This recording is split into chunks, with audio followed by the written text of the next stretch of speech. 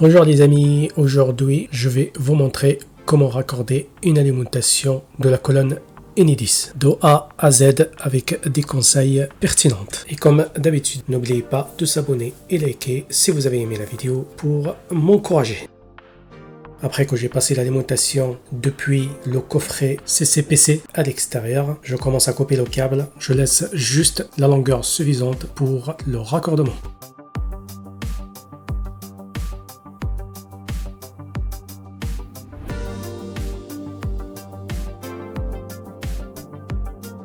Là, je présente le câble pour mettre la tête thermo. Je vous conseille de chauffer un peu le câble avec la chaufferette pour faciliter le décapage.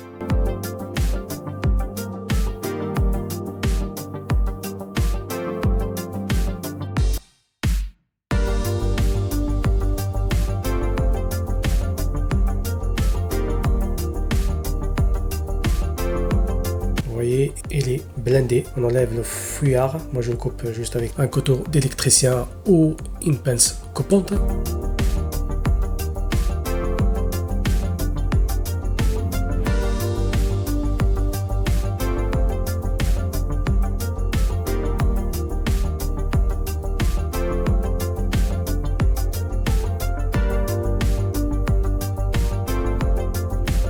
Et là, je vais mettre la gaine rétractable sur le neutre.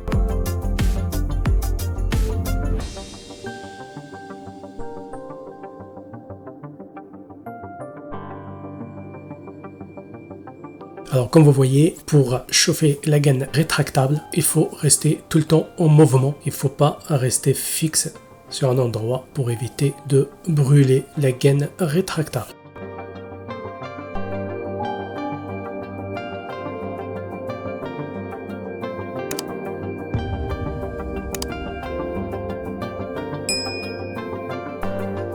C'est une tête de câble thermo. Comme vous voyez, on l'utilise sur un câble à une section de 50 mm² jusqu'à 150 mm² maxi. Et pour le cas ici, c'est un câble en 95 mm² en aluminium. Pour info les amis, ça existe un autre type de tête de câble d'une section de 150 mm² jusqu'à 240 mm². Comme d'habitude, tout le temps en mouvement pour pas brûler la tête du câble et garder surtout tout le temps la flamme bleue de la chaufferette.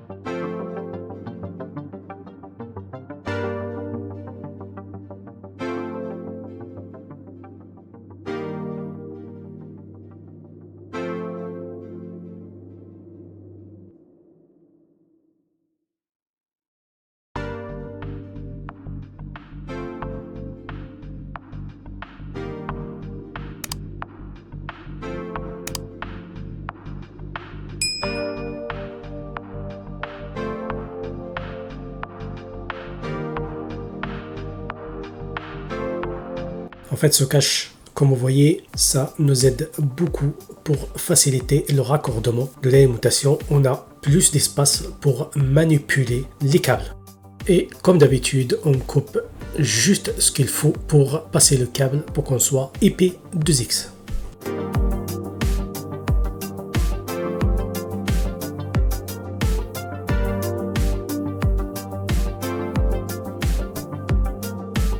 Comme d'habitude les amis, on présente le câble, on trace et après on coupe.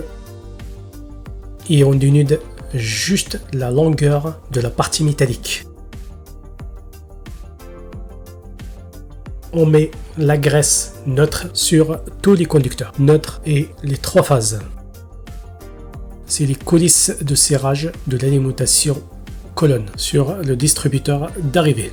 Donc on serre, moi j'ai serré juste pour tenir le câble et je vais casser la tête fusible à la fin comme vous allez voir.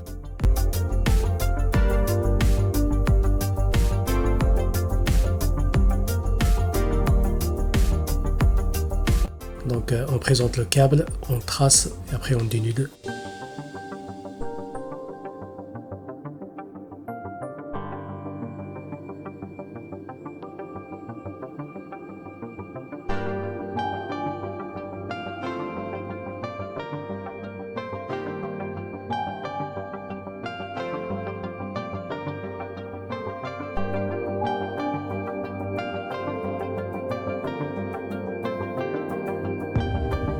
Comme vous voyez, le coulisse de serrage, il a un sens indiqué avec une flèche.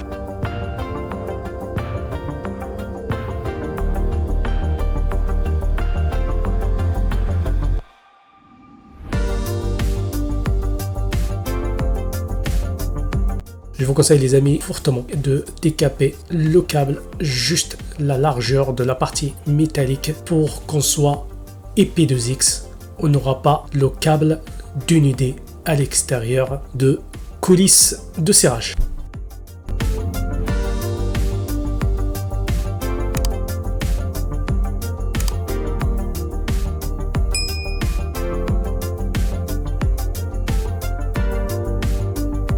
Comme vous voyez les amis, je commençais à serrer les coulisses de serrage jusqu'à rupture de la tête fusible. Un couple de rupture de 18 newtons.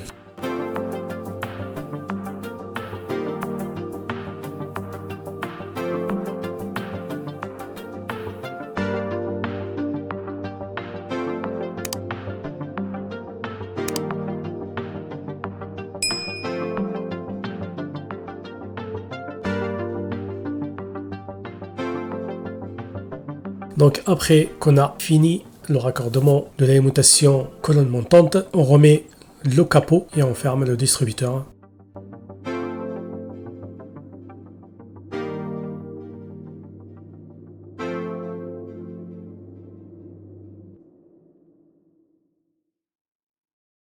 Pour info les amis, ce fourreau, la remontée de l'alimentation de colonne, il faut le reboucher avec le map. On met la ligne de verre dedans et après on rebouche pour qu'il soit coupe-feu. Et comme vous voyez aussi, l'alimentation de la colonne, elle n'est pas gainée pour qu'elle soit coupe-feu aussi.